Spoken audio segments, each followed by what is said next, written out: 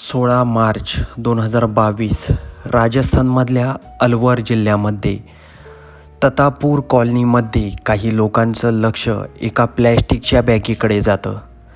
त्या बॅगीमधून रक्त येत असतं. लोक लगेच पोलिसांना कॉल करतात. पोलीस घटनास्थळी दाखल होतात. पोलीस जेव्हा ती प्लॅस्टिकची बॅग उघडतात आणि बघतात तर त्यांना देखील धक्का बसतो. पोलीस तिथे बघतात काही मिळतंय का, पण पोलिसांच्या हाती काहीच मिळत नाही.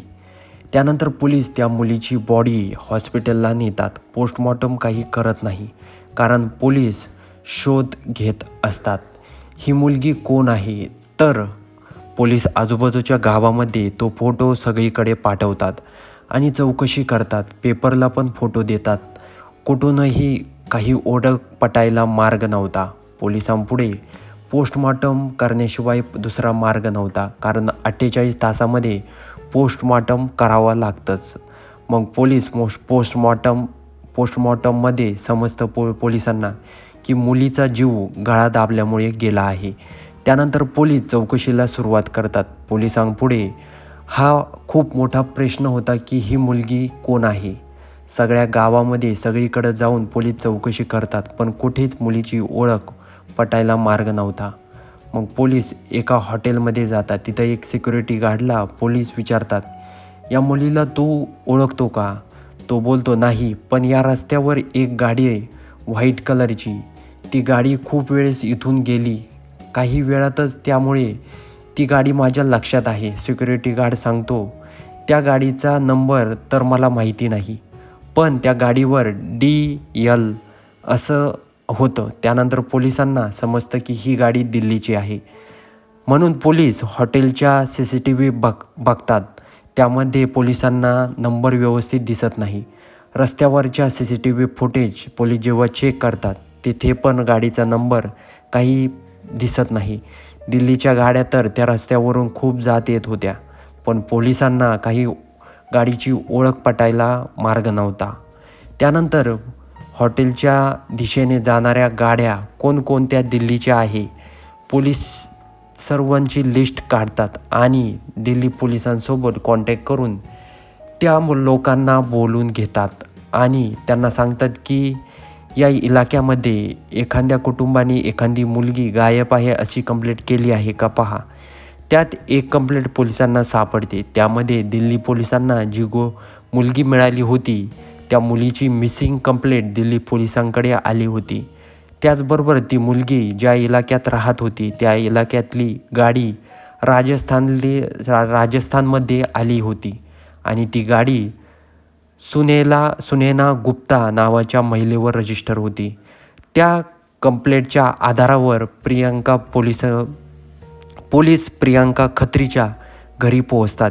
तिथे गेल्यावर त्यांना समजतं की प्रियांकाची आई आणि वडील सांगतात की प्रियांका घरोघरी जाऊन मुलांना ट्युशन देत होती. त्यानंतर प्रियांकाचे वडील पंकज हे पोलिसांना ज्या ज्या गोष्टी घरी प्रियांका ट्युशन देत होती त्या घरचे ॲड्रेस पोलिसांना देते आणि त्याचबरोबर प्रियांकाची डेड बॉडी आम्हाला राजस्थानमध्ये सापडली असं प्रियांकाच्या घरच्यांना पोलीस सांगतात. प्रियांकाची आई वडील खूप रडतात आणि राजस्थान पोलीस प्रियांकाची डेड बॉडी तिच्या कुटुंबाला देतात आणि पुढील चौकशीला सुरुवात करतात. त्याचबरोबर प्रियांका ज्या ज्या घरामध्ये ट्युशन घेत होती त्या सर्व घरामध्ये पोलीस जाऊन चौकशी करतात. पण पोलीस एका घरी जातात, तिथे चौकशीला सुरुवात करतात. गेल्यानंतर त्या महिलेचा नवरा कामावर गेलेला असतो आणि पोलीस त्या महिलेचं नाव विचारतात. तेव्हा ती आपलं नाव सुनैना गुप्ता नाव ऐकल्यानंतर पोलिसांना समजतं की तीच ही महिला आहे जी राजस्थानमध्ये महिलेची गाडी आली होती. त्यानंतर पोलिसांना महिलेला विचारतात, 14 मार्चला तुम्ही राजस्थानमध्ये काय करत होता? महिला बोलते, मी घरीच होते. 14 मार्चला पोलीस बोलतात, तुमचे मिस्टरांना बोलवा. त्यानंतर महिलेचे मिस्टर कपिल येतात आणि पोलीस त्यांच्यासोबत चौकशीला सुरुवात करतात. कपिल पोलिसांना विचारतात की 14 मार्चला तुम्ही तिकडे काय करत होता? त्यानंतर कपिल थोडा घाबरतो. पोलीस जेव्हा कपिलला विचारतात थोडा दम देतात. त्यानंतर कपिल सांगायला लागतो की प्रियांका ही आमच्या इथे ट्युशनसाठी येत होती. जवळजवळ प्रियांका 20 वर्षाची होते तेव्हापासून ती ट्युशनसाठी येत होती. असं ऐकल्यानंतर पोलिसांना थोडी चिंता वाटायला लागते आणि 2 वर्षानंतरच कपिल असं सांगतो की 2 वर्षानंतरच आमच्यामध्ये प्रेम झालं आणि आमच्या शारीरिक संबंध देखील झाले. हे सगळ्या गोष्टी 7-8 वर्ष चालल्या. पण प्रियांकाचे घरचे लग्नासाठी बोलत होते. प्रियांकाला कपिलसोबत लग्न करायचं होतं. कपिल प्रियांकाला समजून सांगत होता की मला बायको आहे, मुलं आहे, त्यामुळे मी लग्न करू शकत नाही. पण प्रियांका म्हणते, तू जर कपिल माझ्यासोबत लग्न केलं नाही तर मी जगाला सगळं तुझ्याबद्दल सांगेल, नाहीतर तुझ्या बायकोला मारून टाक आणि माझ्यासोबत लग्न कर, नाहीतर मला 50 लाख रुपये दे. त्यानंतर कपिल बोलतो, मी विचार करून सांगतो. पण कपिल आपल्या बायकोला प्रियांका आणि त्याच्याबद्दल सगळं काही सांगून टाकतो. आणि प्रियांका कपिलला म्हटली होती की तुझ्या बायकोला तू मारून टाक. ते कपिल आपल्या बायकोला सांगतो. त्यानंतर कपिलची बायको कपिलला सल्ला देते, तू प्रियांकाला मारून टाक. हे बघ, आज तू 50 लाख रुपये जरी दिले तर उद्या प्रियांका पुन्हा पैसे मागेल. त्यामुळं कपिल प्लॅन बनवतो आणि आपल्या प्लॅनमध्ये आपल्या बायकोसह आपल्या घरामध्ये 2 नोकर त्यांना पण आपल्या प्लॅनमध्ये घेतो आणि त्यांना दारू पाजतो आणि आपल्या प्लॅनमध्ये घेतो. एक दिवस कपिल प्रियांकाला कॉल करतो आणि तिला सांगतो की आपल्याला बाहेर जायचं आहे. थोडं तिथं गेल्यानंतर त्यानंतर घरच्यांना प्रियांका खोटं बोलून घराबाहेर येते. घराबाहेर आल्यानंतर कपिलच्या गाडीत बसून राजस्थानच्या दिशेने निघून जातात.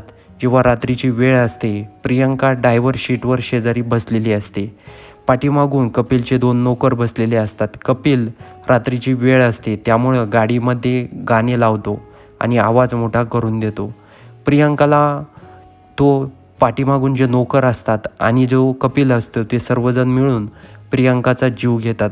प्रियांका खूप ओरडते पण आवाजामुळे बाहेर आवाज जात नाही, म्हणून त्याच पद्धतीनं गाडीमध्ये प्रियांकाला ते मारून टाकतात. प्रियांका ओरडते पण ते मारून प्रियांकाला तिकडेच फेकून देतात. आता कपिलला आणि कपिलचे मुलं आणि त्याची आजी आजोबा यांच्यासोबत आहे आणि कपिल आणि त्याची बायको आणि ते नोकर आता जेलमध्ये आहे. तर मित्रहो, ही एक घटना एक सत्य घटनेवर आधारित आहे. तर तुम्हाला ही घटना कशी वाटली कमेंटमध्ये नक्की कळवा आणि व्हिडिओ आवडला असेल तर सर्वात आधी चॅनलला सबस्क्राईब नक्की करून घ्या.